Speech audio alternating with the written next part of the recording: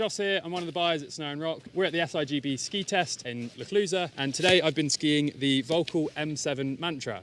Now, the Mantra is a series of skis that's been in the range for quite some time, and obviously the M7 is the newest iteration of that. The Mantra series has always had a bit of a reputation as being big, beefy skis that are, very powerful and strong in kind of variable snow. But what I found with this one is that really it still keeps a lot of that same DNA of having lots of power, lots of grip on piste, and great kind of variable snow performance. But actually it feels a little bit more intuitive than some of the previous Mantras, which is I think only a positive thing. So on groomed pistes, this is still a really strong, powerful ski. It's still got lots of metal in there, so when you're making a variety of turns, it still feels really grippy through the turn. You're not getting any of that kind of chatter that you can sometimes feel in slightly softer, more or less advanced skis is really reduced quite a lot. Alternatively, I also skied this in some kind of variable, choppy snow. And again, thanks to that kind of metal construction that you get running through the ski, there's a lot of power. It does a really good job at kind of ploughing through a lot of that kind of choppy, variable conditions. I'm here with Chris, and he's going to run through a bit about what's new with the ski and how that might have changed kind of how it feels compared to some of the previous iterations that you might have skied before. We've got the new kind of evolution progression of the tailored carbon fibre placement at the tip. It's quite subtle, but you'll see that there's a different shape. They've just tweaked that to make the torsional stiffness at the tip a little bit more responsive, a little bit more accurate in the turn initiation. We've also got the next evolution of our 3 radius concept. So the 3 radius we brought out a few years ago, it means that underfoot where the ski is cambered, we've got a short radius. And then at the tip and the tail where the ski is rockered, we increase the radius to a much longer turn radius. This means that when you're doing short kind of corridor skiing, short turns, you're only really engaging that short radius. So it gives it a very nimble feeling. When you really kind of crank that over into a more of a GS style turn, you're bringing the rockered section of the ski down to the snow and you're engaging that longer turn radius, which means I like to think of it as like a car with adaptive power steering.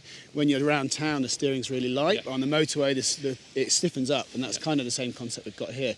The evolution for the M7 is that we've now kind of increased that to 4 radius. So whereas it used to have just a long turn radius in the tip, we've now shortened that up right at the very tip, so it's almost got this kind of flared section at the tip. What that does, and hopefully you'll have felt this, when you put it on its edge, it feels like it's kind of fixed any understeer or anything like that the ski might have had. So you put it on an edge and the tip wants to go. It's already trying to pull you around. It's a very positive turn initiation. We've also changed the tailored to tannel frame. So this concept we brought out last year is completely unique. Depending on the length of the ski that you go for, this thick section of the tailored to tannel frame is longer or shorter. So on a longer ski, it might represent 2/3 of the tip. On a short ski, it might only represent 1/4. So we are actually tuning the stiffness of the ski to the weight of any skier that's going to be on it. So, the 170 Mantra M7 is a totally different ski to the 184, for example. They are tailored and customized to the weight of the skier that's going to be skiing on these skis. I could notice the difference between the M6 Mantra, which I skied last year, and then the M7 Mantra, which I skied this year. It definitely feels like it's a step forward. I think it's opened it up to a lot more skiers. It's easier for lighter skiers to get it on an edge, but it doesn't really sacrifice any of that, that Mantra DNA concept that people would expect. It's supposed to be a hardcore ski that you can really throw around, and I think it caters for more of those, both ends of the spectrum a little more now. Yeah, totally. So just while we're talking about length, obviously this is a 170. For me, this is what I was skiing just earlier. It's going to be a little bit short. Generally, we'd be looking at kind of the 177 or the 184 in reality. If you're a strong skier, generally we're looking for kind of eye height and above. Like we mentioned, that because this has been opened up to a broader range of skiers, you possibly can ski it a little bit shorter than some of the previous iterations of the Mantra. But again, just to get the most amount of performance out of it, really you're going to be looking for a slightly longer ski than what this is on me.